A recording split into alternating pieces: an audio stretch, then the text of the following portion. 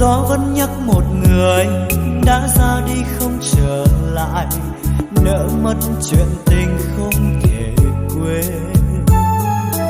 Bước những chuỗi ngày dài ấp ôm bao đêm huyền diệu, ánh mắt ấy giờ này xa lắm. Thoáng phút chốc giật mình, ngỡ như em đang thật gần, gió đánh thức vì tôi ngủ mê. Thắp ánh sáng bước qua đến thơ, chờ mong ngày mai khát vọng.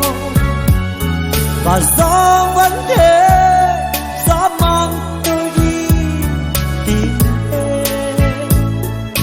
Dẫu có lúc nước mắt tuôn rơi như hạt sương bé nhỏ. Gió sẽ hát gì sao, gió ru tim tôi ngày ngày mãi xôn xao.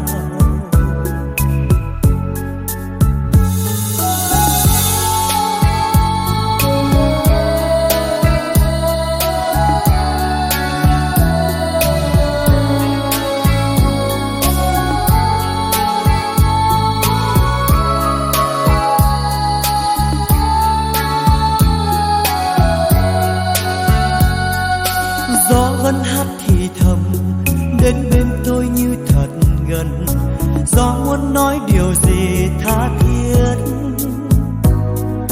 Gió vẫn nhắc một người đã ra đi không trở lại, nỡ mất chuyện tình không thể quên. Bước những chuỗi ngày dài ấp ôm bao đêm huyền diệu, ánh mắt ấy giờ này xa lắm. Thoáng phút chốc giật mình, ngỡ như em đang thật gần, gió đánh thức vì tôi ngủ mê.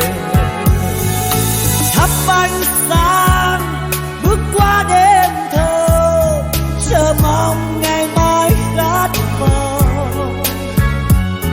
Và gió vẫn thế, gió mang tôi đi tìm em. Dẫu có lúc nước mắt tuôn rơi như hạt sương bé nhỏ. Gió sẽ hát gì sao, gió ru tim tôi ngày ngày mãi xôn xao. Gió sẽ hát gì sao, gió ru tim tôi ngày ngày mãi xôn xao.